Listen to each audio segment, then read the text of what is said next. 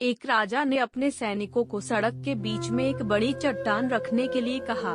चट्टान को बीच सड़क में रखवाकर राजा ने अपने सैनिकों से छुपकर उस चट्टान पर नजर रखने के लिए कहा कि देखना उस चट्टान को रास्ते से कौन हटाता है। लोग उस जगह पर आते रहे और जाते रहे, लेकिन किसी ने भी उस चट्टान को रास्ते से हटाने की कोशिश नहीं की।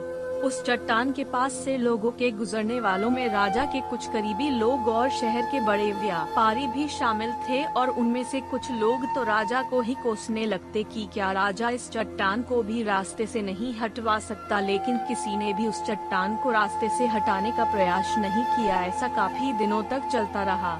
एक दिन एक किसान अपनी सब्जियों के साथ उधर से गुजर रहा था। उसने चट्टान को रास्ते में पड़े देखा और सोचा कि सबको इस चट्टान की वजह से कितनी तकलीफ हो रही है। उसने अपनी मजबूत लाठी से उस चट्टान को एक तरफ धकेलने की कोशिश शुरू कर दी। काफी कोशिश के बाद वह उसे सड़क से हटाने में कामयाब हो गया।